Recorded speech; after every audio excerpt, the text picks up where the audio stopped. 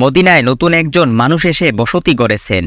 তিনি এসেই যেন মদিনায় ঝড় তুলেছেন।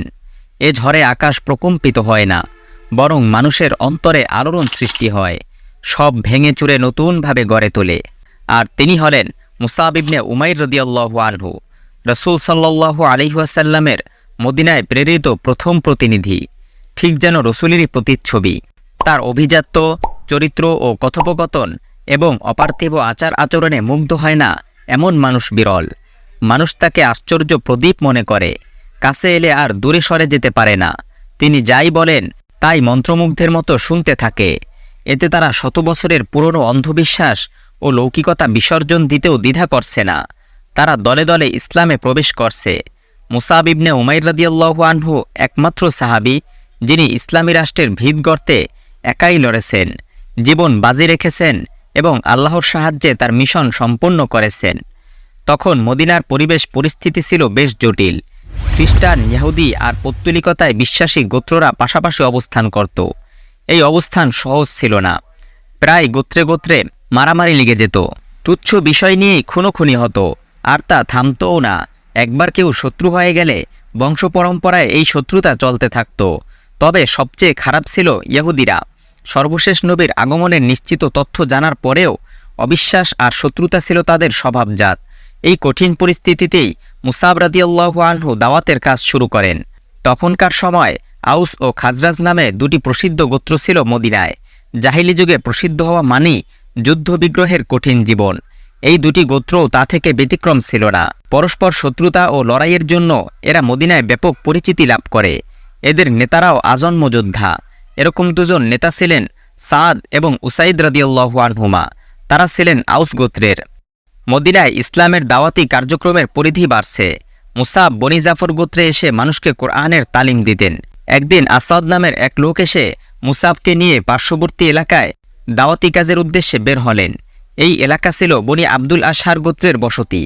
অপরদিকে সাদ এবং উসাইদ রাদিয়াল্লাহু আনহুমা মুসাব রাদিয়াল্লাহু আনহুর আগমনের সংবাদ পেলেন।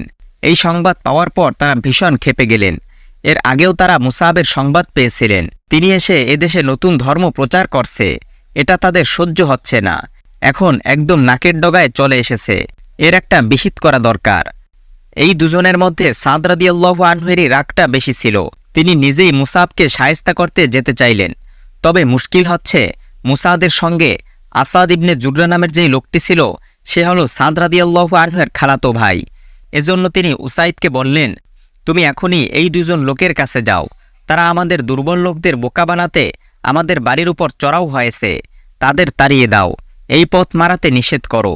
যদি ওই লোকটির সঙ্গে আমার খালাতো ভাই আসাদ না থাকতো তাহলে আমি নিজেই যেতাম। তখন উসাইদ রাদিয়াল্লাহু আনহু সাদ রাদিয়াল্লাহু আনহুর কথায় রাজি হলেন, হাতে বর্শা তুলে নিলেন। এরপর একাই ইসলামের মূলোৎপাটনের জন্য ছুটলেন। চেহারায় মারাত্মক গোস্বা, মেজাজও তেতো হয়ে আছে। দ্রুত হাঁটছেন, তার হাঁটার ভঙ্গিতে গোস্বা যেন বেড়েই চলেছে। আসাদ তাকে দূর থেকে আসতে দেখলেন, তবে তিনি ঘাবড়ালেন না। এরকম ভয় জয় করে তারা ইতিমধ্যে অনেক পথ পাড়ি দিয়েছেন। তিনি মুসাবকে বললেন, দেখুন, একজন লোক আপনার দিকে এগিয়ে আসছে। সে তার গোত্রের সর্দার।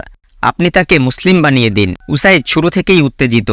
তিনি অত্যন্ত গরম মেজাজে বললেন, তুই কেন এখানে এসেছিস এবং দুর্বলদের নিকট এসব কি প্রচার করছিস? যদি জানে বাঁচতে চাস এখনই এই দেশ ছেড়ে চলে যা। এরকম উস্কানিমূলক কথায় শান্ত থাকা যায় না। কেউ গরম হয়ে কথা বললে তার জবাবও গরম হয়ে দিতে হয়। দুনিয়ার মানুষ এভাবেই অভ্যস্ত। মুসাব রাদিয়াল্লাহু আনহু তো আসমানি মানুষ। তিনি পুরোপুরি ব্যতিক্রম। তার অন্তর থেকে জাগতিক ভয়ভীতি বহু আগেই বিদায় নিয়েছে। তিনি তার স্বভাবসুলভ শান্ত ভঙ্গিতে বললেন, আপনি কি একটু বসবেন এবং আমার কথা শুনবেন? যদি আপনার ভালো লাগে তাহলে তা গ্রহণ করবেন, আর যদি না লাগে তাহলে আপনি যা বলবেন আমরা তাই করব। মুসাবের কথা শুনে উসাইদ হঠাৎ করেই রাগ করার কোনো কারণ খুঁজে পেলেন না। যুদ্ধবাজ গোত্রের নেতা হলেও তার বিবেকবোধ প্রখর ছিল। তিনি নমনীয় হতে বাধ্য হলেন। তিনি বলে উঠলেন, এ তো বড় বুদ্ধিমত্তা এবং ইনসাফের কথা। এ কথা বলেই তিনি বর্শা পাশে রেখে বসে পড়লেন। এবার মুসাব তার কথা শুরু করলেন। তার কণ্ঠ থেকে ইসলামের মর্মকথা উচ্চারিত হচ্ছে। এ যেন মিষ্টিমধুর ঝর্ণাধারা।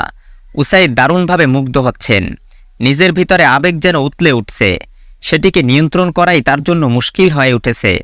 মুসাবের কথা শেষ না হতেই উসাইদ বলে উঠলেন, এই বিষয়টি কতই না চমৎকার, কি অপূর্ব কথা। তারপর তিনি বললেন, কেউ যদি এই দিন গ্রহণ করতে চায় তাহলে তার কি করা উচিত? মুসাব রাদিয়াল্লাহু আনহু বললেন, প্রথমে গোসল ও পাকসাফ কাপড় পরে কালেমা উচ্চারণ করতে হবে, তারপর সালাত আদায় করতে হবে। এবারও মুসাবের কথা শেষ না হতেই উসাইদ উঠে দাঁড়ালেন। তারপর তিনি যেন গায়েব হয়ে গেলেন। একটু পরেই তিনি ফিরে এলেন। তার চুল থেকে টপ টপ করে পানি ঝরছে। কারো আর বুঝতে বাকি থাকল না উসাইদ ইসলামে প্রবেশ করতে চলেছেন। শীঘ্রই তিনি মুসাবের হাতে হাত রেখে তাওহীদের বাণী উচ্চারণ করলেন। সঙ্গে সঙ্গে তার অন্তর ঈমানে পরিপূর্ণ হয়ে উঠল এবং তিনি নতুন মানুষ হয়ে উঠলেন। এ এক অবিশ্বাস্য মুহূর্ত। মুসলিম হয়েই তিনি মুসাবের প্রতি দরদি হয়ে উঠলেন। মুসাবের বিপদ এখনও কাটেনি। তিনি নিজে যে বিপদ ঘটাতে এসেছিলেন সেই বিপদের আশঙ্কা এখনও শেষ হয়নি। উসাইদ মূলত সাদের কথাই ভাবছিলেন। এজন্য তিনি বললেন, আমি আরেকজনকে চিনি, যদি সে ঈমান আনে তাহলে এই শহরে ঈমান আনার ক্ষেত্রে আর কেউ বাকি থাকবে না। হে নবীর সাহাবী মুসাব, আপনি একটু অপেক্ষা করুন, আমি তাকে আপনার নিকট পাঠাচ্ছি। ওই মজলিস থেকে উসাইদ সরাসরি সাদের নিকট গেলেন। সাদ মূলত তার জন্যই অপেক্ষা করছিল। সঙ্গে আরও বন্ধুরাও ছিল। তারা উসাইদের আগমন দেখে ভিন্ন কিছু আশ করল। তাদের ধারণা ঠিকই ছিল। তারা বলল, ওই তো সে আসছে। কিন্তু যেই চেহারা নিয়ে উসাইদ গিয়েছিল তাতে পরিবর্তন দেখা যাচ্ছে। পাশে থাকা সাদও কম বিচক্ষণ ছিলেন না। তিনি ঘটনা টের পেলেন। নিশ্চিতভাবেই উসাইদ কোনো সুরাহা না করেই ফিরে এসেছে। উসাইদ কাছে আসতেই জিজ্ঞেস করলেন, কি করে এসেছো তুমি? উসাইদ নিজের বুদ্ধিমত্তাকে কাজে লাগাতে চাইলেন। তিনি যে ইসলাম গ্রহণ করে এসেছেন একথা বললে সাদ আরও ক্ষেপে যাবে। মানুষ অকারণে রেগে গেলে সেখানে কারণ বর্ণনা করা যায় না। রাগ কমাতে হলে ভিন্ন কিছু করতে হয়। বড় কারো সান্নিধ্যে গেলে রাগ এমনিতেই দূর হয়ে যায়। তাকে এখন যেভাবেই হোক মুসাবের কাছে পাঠাতে হবে। এজন্য তিনি জবাবে বললেন, আল্লাহর কসম, আমি ওই দুইজনের সঙ্গে কথা বলেছি। প্রথমে আমি তাদের এই কাজে বারণ করেছি। তারপর তারা বলল, ঠিক আছে, আপনি যা ভালো মনে করেন আমরা তাই করব। তিনি আরও বললেন, আমি শুনেছি বনি হারেসার লোকেরা আসাদ ইবনে জুরারাকে হত্যার উদ্দেশ্যে বেরিয়ে পড়েছে। তারা তো ভালো করেই জানে সে তোমার খালাতো ভাই। এবার সাদ আরও রেগে গেলেন। তিনি গোত্রের সর্দার। এরকম বিশৃঙ্খলার পরিবেশ কোনোভাবেই সায় দিতে পারেন না। একই সঙ্গে তিনি উসাইদের প্রতি খুব অসন্তুষ্ট হলেন। তাকে যে কাজে পাঠিয়েছিলেন তা সে করতে পারেনি। এখন তাকেই এর সুরাহা করতে যেতে হবে। তিনি বর্শা উঠিয়ে নিলেন এবং মুসাবের উদ্দেশ্যে রওনা হলেন। তার চোখ মুখ গোস্বায় ফেটে পড়ছে। শীঘ্রই তিনি মুসাবের নিকট হাজির হলেন। তিনি এত বেশি ক্রোধান্বিত হয়ে উঠলেন যে মুখে যা আসে তাই বলতে লাগলেন। প্রথমে তিনি তার খালাতো ভাই আসাদের প্রতি তীব্র ভাষায় কথা বলা শুরু করলেন, যে কিনা মুসাবকে এই শহরে নিয়ে এসেছে। আল্লাহর কসম, আমার আর তোমার মধ্যে যে আত্মীয়তা আছে তা যদি না থাকতো তবে তুমিও আজ রেহাই পেতে না। তারপর তিনি মুসাবকে লক্ষ্য করে তীব্র হুমকি দিতে থাকেন। জোরে জোরে তাকে গালমন্দ করেন। তার রাগ বেড়েই চলেছে। কিন্তু মুসাবের মতোই শান্ত রয়ে গেল। তার চেহারায় এর কোনো প্রভাব দেখা গেল না। মৃত্যু সে তো আসবেই। ভয় পেয়ে আগেই মৃত্যুবরণ করার মতো মানুষ তিনি নন। বরং যারাই তাকে হত্যা করতে এসেছে তারাই নতুন জীবন নিয়ে ফিরে গেছে। তিনি শান্ত কণ্ঠে বললেন, দয়া করে একটু বসুন, আমার বক্তব্য শুনুন।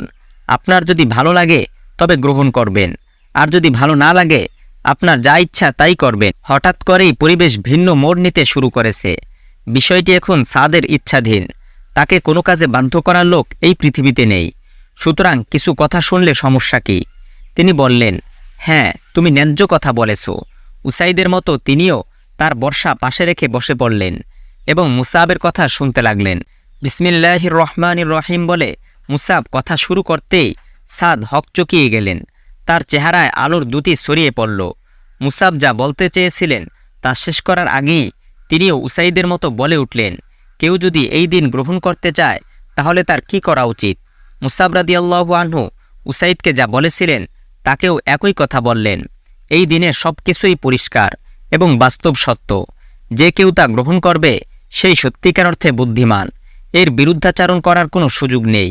এখন আর পিছপা হওয়ারও কোনো সুযোগ নেই, অথবা এই দিন থেকে নিজেকে বিরত রাখারও কোনো মানে হয় না।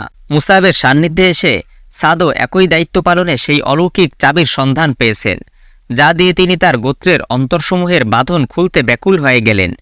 তিনিও তার গোত্রের নিকট এমনভাবে ফিরে গেলেন যাতে মুসাবের নিকট আসার সময়কার ক্ষিপ্রতার কোনো চিহ্ন ছিল না।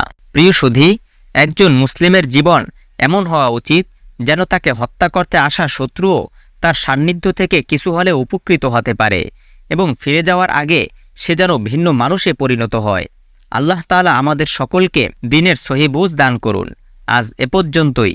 সাহাবায়ে কেরামের ইসলাম গ্রহণের ঈমানদীপ্ত ঘটনাগুলি জানতে আমাদের পরবর্তী ভিডিওগুলো দেখার বিশেষ অনুরোধ রইল। আমাদের চ্যানেলে নতুন হয়ে থাকলে সাবস্ক্রাইব করুন। ভিডিওটি ভালো লাগলে লাইক, কমেন্ট ও শেয়ার করে অন্যদের দেখার সুযোগ করে দিন। আসসালামু আলাইকুম ওয়া রাহমাতুল্লাহ।